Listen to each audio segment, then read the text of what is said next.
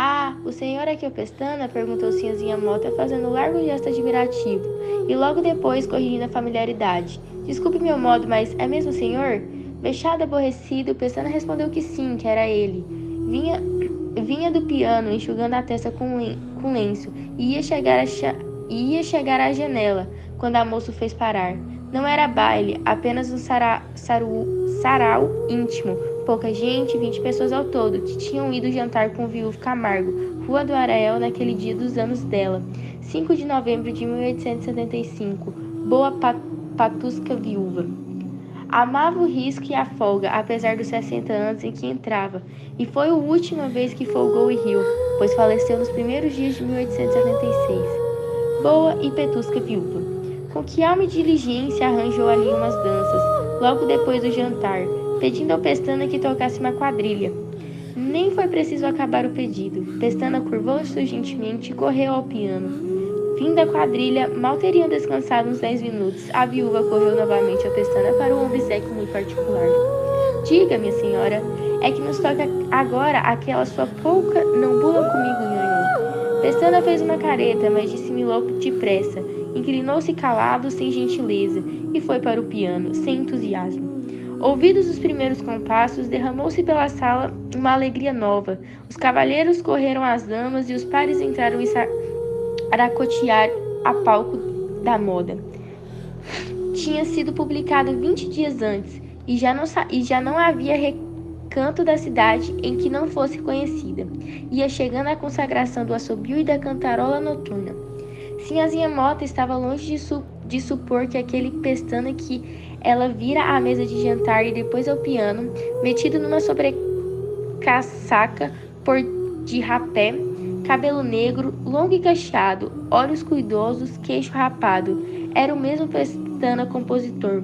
Foi uma amiga que lhe disse quando o viu vir do piano, acabada há pouco.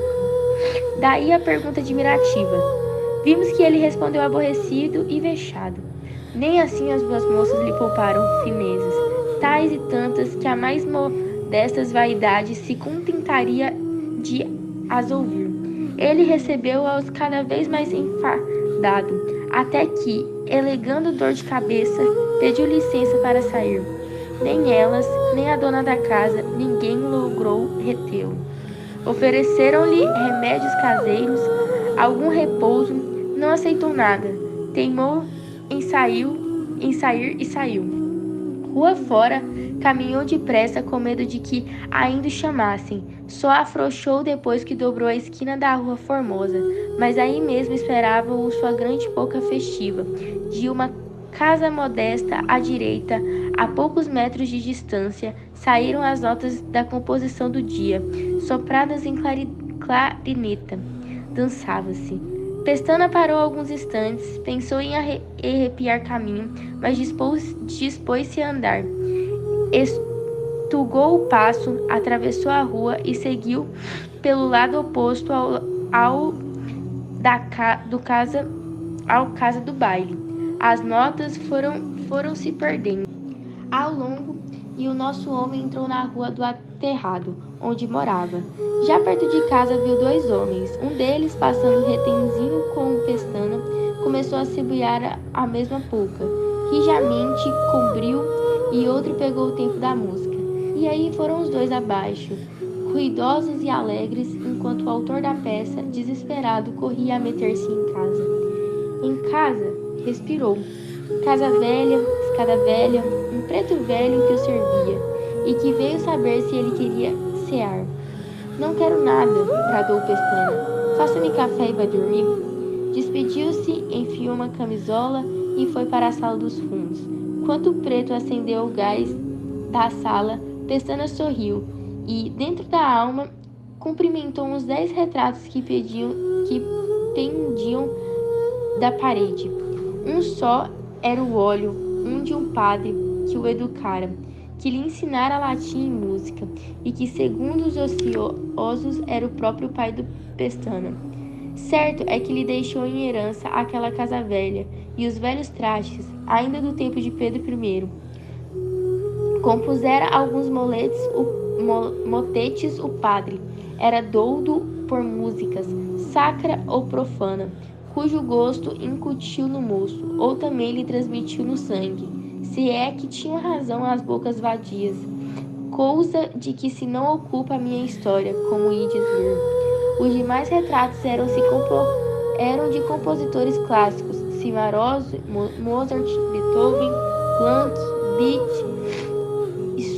Schumann e ainda uns 3, alguns gravados, outros litografados, todos mal encaixados e de diferentes tamanhos, mas postos ali como santos de uma igreja. O piano era o altar. O Evangelho da Noite lá estava aberto. Era uma sonata de Beethoven. Veio o café. Pestana engoliu a primeira xícara e sentou-se ao piano. Olhou para o retrato de Beethoven e começou a executar a sonata, sem saber de si, desvairado ou absorto, mas com grande perfeição. Repetiu a peça. Depois parou alguns instantes, levantou-se e foi a uma das janelas.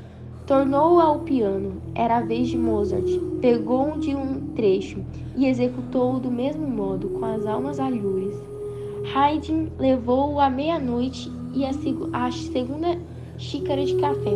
Entre meia-noite e uma, Pestana pouco mais fez que estar à janela e olhar para as estrelas, entrar e olhar para os retratos. De quando em quando ia ao piano e, de pé, dava uns golpes soltos no teclado, como se procurasse algum pensamento, mas o pensamento não aparecia e ele voltava a encontrar-se à janela. As estrelas pareciam-lhe outras tantas notas musicais fixadas no céu, à espera de que alguém fosse descolar. Tempo viria em que o céu tinha de ficar vazio, mas então a terra seria uma constelação de partituras. Nenhuma imagem, desvario ou reflexão trazia uma lembrança qualquer de sinhazinha morta, que, entretanto, a essa mesma hora adormecia pensando nele, famoso autor de tantas poucas amadas. Talvez a ideia conjugal tirou à moça alguns momentos de sono. Que tinha? Ela ia em 20 anos, ele em 30, boa conta. A moça dormia ao som da polca, ouvida de cor, enquanto o autor desta não cuidava nem da polca nem da moça, mas das velhas obras clássicas, interrogando o céu e a noite, rogando aos anjos, em últimos casos ao diabo. Por que não faria ele uma só que fosse daquelas páginas imortais? Às vezes, como que ia surgir das profundezas do inconsciente uma aurora de ideia.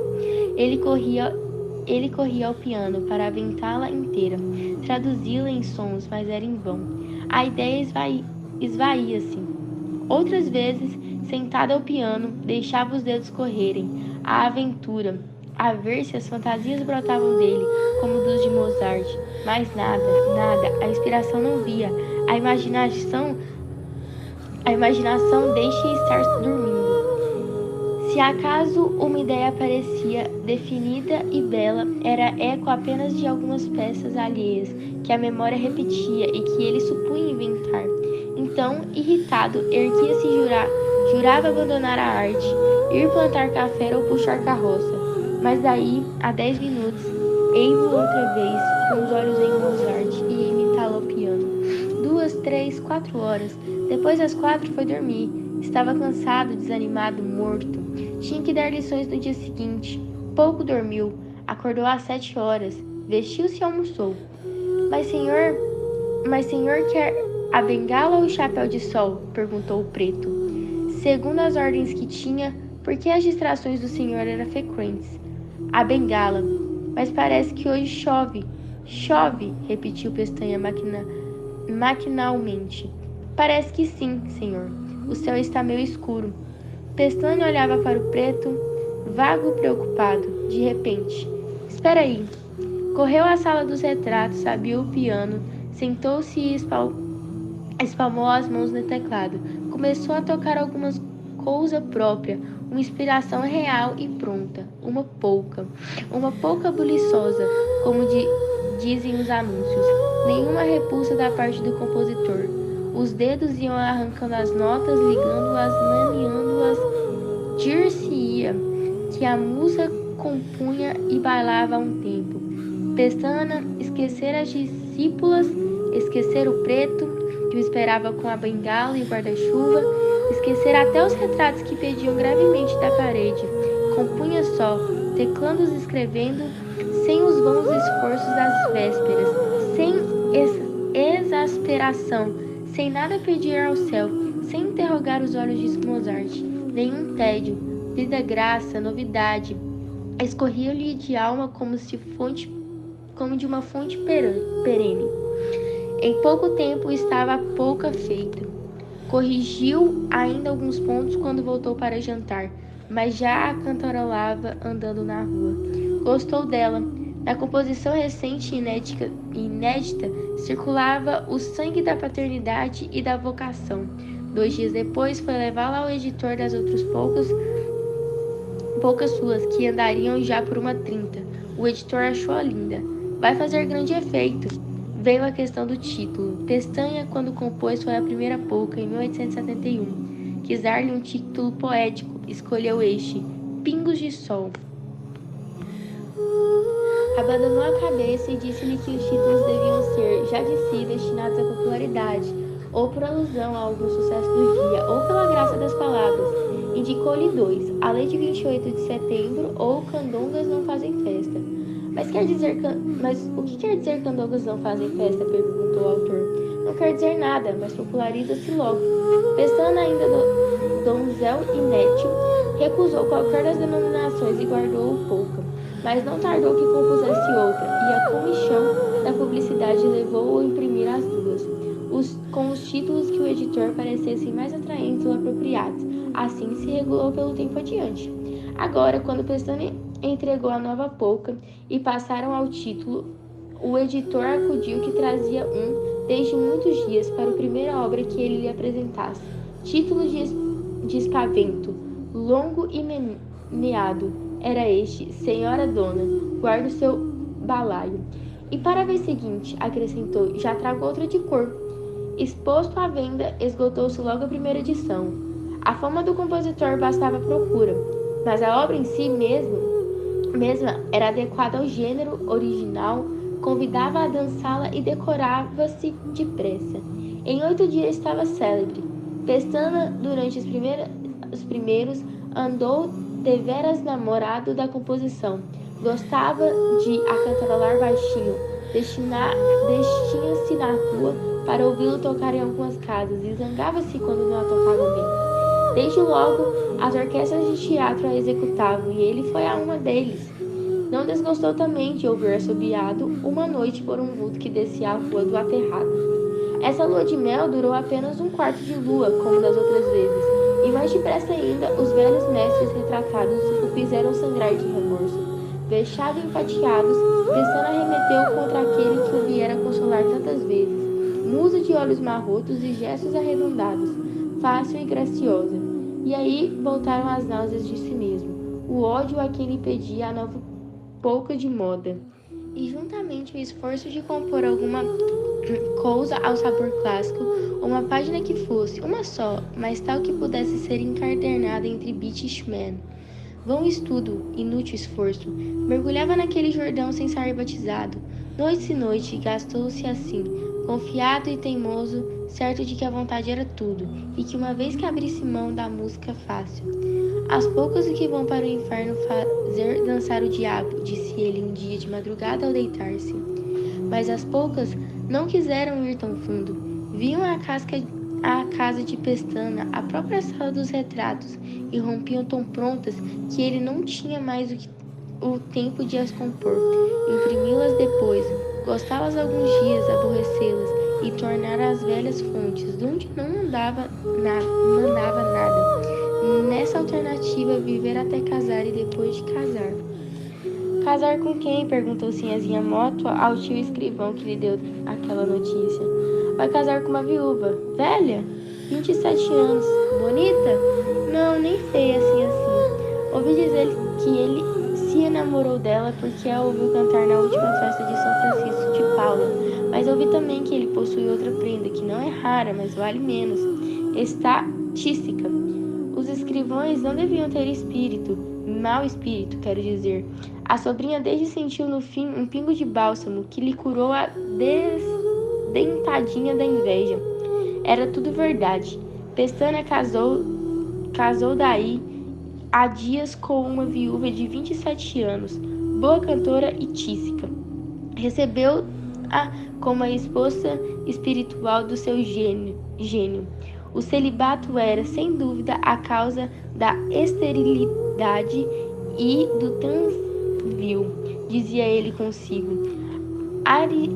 Artisticamente considerava-se um arrudor de horas mortas. Tinha as poucas por aventuras de petimetres. Agora, sim, é que ia engendrar uma família de obras sérias, profundas, inspiradas e trabalhadas. Essa esperança abotoou desde as primeiras horas do amor e desabrochou a primeira aurora do casamento. Maria balbuciou a alma dele: dá-me o que não achei na solidão das noites, nem no tumulto dos dias. Desde logo, para comemorar o consórcio, teve a ideia de compor um noturno. Chamar-lhe-ia Ave Maria. A felicidade como lhe trouxe um princípio de inspiração. Não querendo dizer nada à mulher, antes de pronto, trabalhava às escondidas. Coisa difícil, porque Maria, que amava igualmente a arte, vinha tocar com ele ou ouvi-lo somente horas e horas na sala dos retratos. Chegaram a fazer alguns concertos semanais com três artistas amigos do Pestana. Um domingo, porém, não se pôde ter o marido e chamou a mulher para tocar um trecho do noturno. Não lhe disse o que era nem de quem era. De repente, parando, interrogou-a com os olhos. Acaba, disse Maria, não é Chopin? Pestana empalideceu, fitou os olhos no ar, repetiu um ou dois trechos e ergueu-se. Maria assentou-se ao piano e, depois de algum esforço de memória, executou a peça de Chopin. A ideia, o motivo eram os mesmos. Pestana acharam-os em alguns daqueles becos escuros de memórias, velha cidade de traições. Triste, desesperado, saiu de casa e dirigiu-se para o lado da ponte, caminho de São Cristóvão. Para que lutar? Dizia ele. Vou com os poucos, viva a pouca.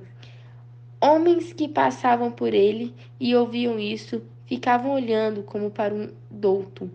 E ele ia andando, alucinado, mortificado, eterna peteca entre a ambição e a vocação. Passou o velho matadouro ao chegar à porteira da estrada de ferro. Teve ideia de ir pelo trilho acima e esperar o primeiro que viesse o esmagasse, o guarda fê-lo recuar. Voltou-se e tornou à casa.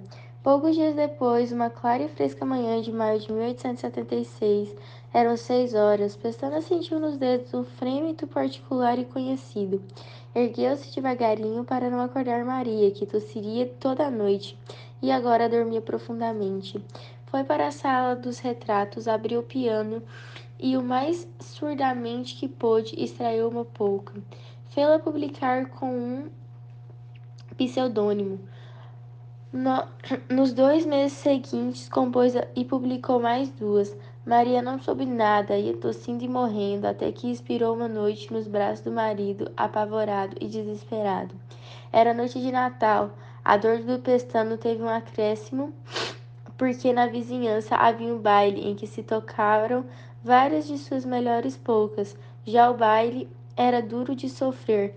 As suas composições davam-lhe um ar de ironia e perversidade. Ele sentia a cadência dos passos, adivinhava os movimentos, porventura lúbricos, a que obrigava algumas daquelas composições. Tudo isso ao pé do cadáver pálido, um molho de ossos estendido na cama. Todas as horas da noite passaram assim, vagarosas ou rápidas, úmidas de lágrimas de suor, de águas da colônia e da La Barraque, saltando sem parar, como ao som de polca de uma grande pestanas invisíveis. Enterrada a mulher, o viúvo teve uma única preocupação: deixara a música depois de compor um requiem que faria executar no primeiro aniversário da morte de Maria. Escolheria outro emprego, escrevente, carteiro, mascate, qualquer coisa que lhe fizesse esquecer a arte assassina e surda. Começou a obra, empregou tudo: arrojo, paciência, meditação e até os caprichos do acaso, como fizera outrora, imitando Mozart. Releu o estudo Releu e estudou o Requiem desde o autor. Passaram-se semanas e meses. A obra, célebre a princípio, afrouxou o andar. Pestana tinha altos e baixos. Ora achava-a incompleta, não lhe sentia a alma sacra, nem ideia, nem inspiração, nem método. Ora, elevava-se-lhe o coração e trabalhava com vigor. 8 meses, 9, 10, 11 e Requiem não estava concluído. Redobrou de esforços, esqueceu lições e amizades. Tinham refeito muitas vezes a obra, mas agora queria concluí-la, fosse como fosse. 15 dias, 8, 5. A aurora do aniversário veio achá-lo trabalhando. Contentou-se na missa rezada e simples para ele só. Não se pôde dizer de todas as lágrimas que lhe vieram sorrateiramente aos olhos, foram do marido ou de algumas eram do compositor. Certo é que nunca mais tornou ao Requiem. Para quê? Dizia ele a si mesmo. Correu ainda um ano. No princípio de 1878 apareceu-lhe o editor. Lá vão 2 anos, disse este, que nos não dá um ar de sua graça. Toda a gente pergunta se o senhor perdeu talento. Que tem feito? Nada. Bem sei o golpe que o feriu, mas lá vão 2 anos. Venho propor-lhe um contrato. 20 e poucos durante 12 meses, o preço antigo, e uma porcentagem maior na renda. Depois, acabado o ano, podemos renovar. Pestana assentiu com um gesto. Poucas lições tinha. Vender a casa para saldar dívidas e as necessidades iam comendo o resto, que era essas escasso. Aceitou o contrato. Mas a primeira polca há de ser já, explicou o editor. É urgente. Viu a carta do imperador ao Caxias? Os liberais foram chamados ao poder. Vão fazer a reforma eleitoral. A polca há de chamar-se Bravos à Eleição Direta. Não é política, é um bom título de ocasião. Pestana compôs a primeira obra do contrato. Apesar do longo tempo de silêncio, não perdera a originalidade nem a inspiração. Trazia a mesma nota genial. As outras poucas vieram vindo regularmente. Conservara os retratos e os repertórios, mas fugia de gastar todas as noites ao piano, para não cair em novas tentativas. Já agora pedia uma entrada de graça sempre que havia alguma boa ópera ou concerto de artista. Ia mentia-se a um canto, gozando aquela porção de coisas que nunca lhe haviam de brotar no cérebro. Uma ou outra vez, ao tornar para casa, cheio de música, despertava nele o maestro inédito. Então, sentava-se ao piano e, sem ideia, tirava algumas notas até que ia dormir, 20 ou 30 minutos depois. Assim foram passando os anos, até 1885. A fama do Pestana dera-lhe definitivamente o primeiro lugar entre os compositores de polcas, mas o primeiro lugar da aldeia não consentava-se a este César, que continuava a preferir-lhe. Não o segundo, mas o centésimo em Roma. Tinha ainda as alternativas de outro tempo, acerca de suas composições. A diferença é que eram menos violentas, nem entusiasmo nas primeiras horas, nem horror depois da primeira semana. Algum prazer e certo fastio. Naquele ano, apanhou uma febre de nada, que em poucos dias cresceu até virar perniciosa. Já estava em perigo quando lhe apareceu o editor, que não sabia da doença, e ia dar-lhe notícia da súbita dos conservadores, e pediu-lhe o estado do Pestana, de modo que o editor entendeu calar-se. O doente é que o instou para lhe dissesse o que era. O editor obedeceu. Mas há de ser quando estiver bom de todo, concluiu. Logo que a febre decline um pouco, disse o Pestana. Seguiu-se uma pausa de alguns segundos. O clarinete foi pé ante pé preparar o remédio. O editor levantou-se e despediu-se. Adeus. Olhe, disse o Pestanho. Como é provável que eu morra por estes dias, faço-lhe logo duas poucas.